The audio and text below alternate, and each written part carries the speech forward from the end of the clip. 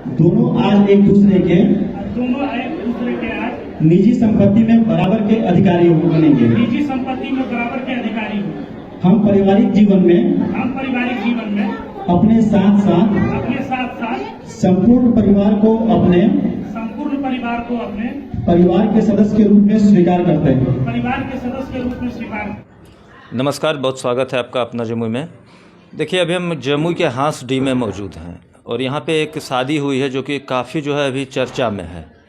चर्चा में क्यों है आपको हम बताते हैं पूरी कहानी। इन्होंने जो है हांसडी के रहने वाले हैं आशीष नारायण जी। इन्होंने अग्नि की जगह जो है संविधान को साक्षी मानकर विवाह किया है। तो हमारे साथ मौजूद हैं, आइए जुड़ते हैं इनसे और जानते हैं कि आखिर अग्नि की जगह इन्होंने संविधान को साक्षी मान के क्यों शादी की है। स्वागत है आपका। आपका भी बहुत बहुत धन्यवाद जो आप इस न्यूज़ को कवर कर रहे हैं। अच्छा, तो ये बताइए, अभी काफ़ी चर्चा है आप लोगों की शादी की, क्या मामला क्या है पूरा, ये बताइए। जैसे मामला तो मैंने नेचुरली जो मेरा सोच था हम उसको किए, लेकिन ये चीज़ें समाज में एक अच्छा सकारात्मक रूप से लिया जा रहा है और खबर आप तक भी पहुंची, तो आप भी इस बात को लेकर के आए, इसके लिए दोबारा धन्यवाद देना चाहेंगे आपको। जो मीडिया के द्वारा और लोगों में जो ये चर्चा का विषय बना, और हम निमंत्रण भी बहुत सेलेक्टेड लोगों को ही दिए थे, केवल अपने परिवार के लोगों को, लेकिन वहाँ पे लोग काफ़ी अधिक पहुँच गए थे शादी में कि शादी होता कैसे देखने के लिए। तो चर्चा का मुख्य कारण ये था कि सभी लोग जो शादी विवाह करते हैं उनका एक ही चीज़ है कि शादी सभी पारंपरिक तरीके से करते हैं, जैसे उनके पूर्वज करते हुए आ रहे हैं उसी तरीके से करते हैं। तो मैंने इसलिए उस तरीके को अपनाया नहीं, क्योंकि वो जो शादियां हैं वो व्यवहारिकता में कहीं भी सत्य नहीं पाया जाता है।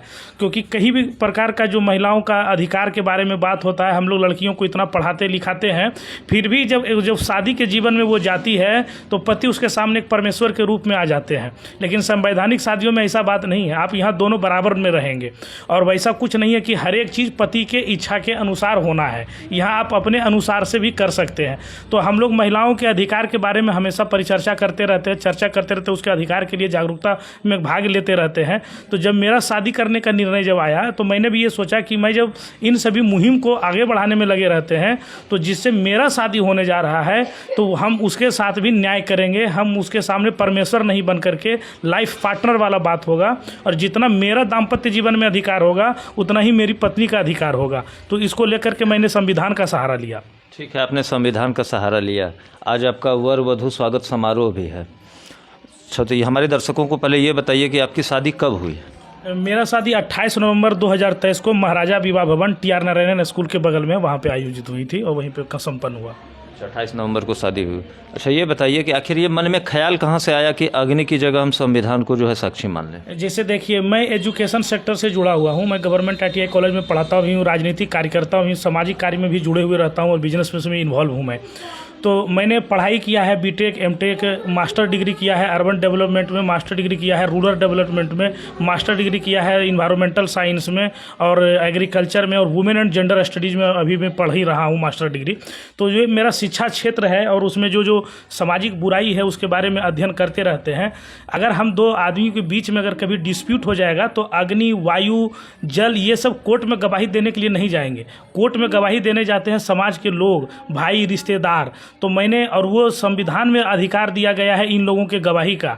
कहीं पे पंडित जी का मंत्र या मौलवी जी का जो होता है फतमा और कलमा, वहाँ पर प्रोसिक्यूशन का प्रोसीजर नहीं, और वहाँ पर जिन जिन चीज़ों को गवाह बनाया जाता है वो इम्प्लीमेंटेशन में है ही नहीं, वो कोई मतलब का नहीं है। तो हम जैसे तर्क से शास्त्री व्यक्तियों का औचित्य बनता है ये अधिकार कि हम लोग उन सभी चीज़ों का अनुपालन करें जो व्यवहारिकता में है।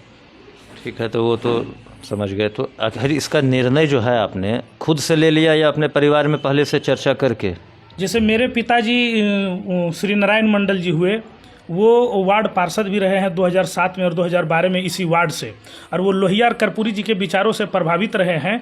तो हम लोगों को भी उस तरह से ज्ञान देते रहे। तो मैंने भी अपने जीवन में इस एजुकेशन क्षेत्र में कार्ल मार्क्स को पढ़ा, भगत सिंह को पढ़ा, लेनिन को पढ़ा, सन्यात सेन को पढ़ा, जितने भी फिलोसफर्स हुए हैं, कर्पूरी ठाकुर हो या डॉक्टर अम्बेडकर हो, पेरियार हो, संत खड़गे हो, रैदास हो, कबीर हो, इन सभी के सिद्धांतों को मैंने पढ़ा।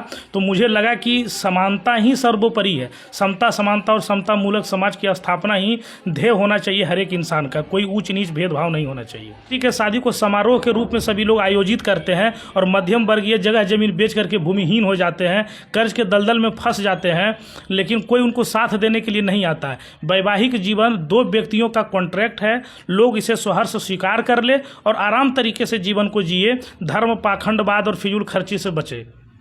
तो चलिए, ये आशीष जी थे, अपनी राय रख रहे थे, हालांकि इनकी पत्नी भी जुड़ रही हैं हमारे साथ। स्वागत है आपका। अच्छा, ये बताइए कि अग्नि की जगह ये संविधान को माने, कुछ अटपटा नहीं लग रहा आपको? हाँ, मुझे पहले अटपटा लगा था, मैं एग्री नहीं की थी इनकी बातों पे, तो इन्होंने मुझे बताया, इन्होंने मुझे समझाया और तब मुझे इनकी सारी बातों को समझ में आया। फिर मैंने भी एग्री की इस बातों को कि संविधान से शादी मैं भी राजी हूँ, इसीलिए इनकी शादी हुई है। ऐसा कमी नहीं खलेगा कि शादी में 7 फेरा होता है, बरमाला होता है और भी बहुत सारा कार्यक्रम होता है, जो कि लोग बाद में आपस में या अपनी सहेलियों में चर्चा करते हैं कि मेरे शादी में ऐसे हुआ वैसे हुआ, तो आप क्या बताएंगे? हाँ, मैं बताऊंगी। मेरी संविधान से शादी हुई है और ये 7 फेरे, ये अग्नि पर वो सब तो एक ये हो गया, शो हो गया। मुझे इनके साथ रहना है, तो ये सबका बात का कोई मतलब नहीं है। मैं इनके साथ वैसे खुश हूँ जैसे रहना चाहिए, मतलब 2 लोगों को साथ में। हमारे साथ जुड़ रहे हैं आशीष जी के पिताजी हैं नारायण मंडल जी, स्वागत है आपका। अच्छा, ये बताइए, आपके लड़के जो हैं अग्नि की जगह जो है संविधान को साक्षी मान के शादी कर लिए हैं, क्या लगता है? ठीक है, ये संविधान से ही देश चलता है, तो संविधान को ही मानकर साक्षी लेना। अंत में हिंदू रीति रिवाज के अनुसार भी अगर शादी होता है, उसमें भी खटपट जब हो जाता है हस्बैंड वाइफ में, तो अंतिम में शरण में कोर्ट में ही जाना पड़ता है। आपको ये कैसा निर्णय लगा? ये निर्णय तो हमको बहुत अच्छा लगा, ताकि आने वाला पीढ़ी को ये संदेश जाए कि हम लोग भी इसी ढंग से शादी ब्याह करें, खर्च से बचें। सभी लोग खुश हैं इस शादी से? हम लोग तो सब परिवार सब खुश हैं, और समाज के लोग कितना % खुश हैं वो तो आप लोगों को पता होगा। चलिए, तो ये थे आशीष जी के पिताजी, अपनी राय रख रहे।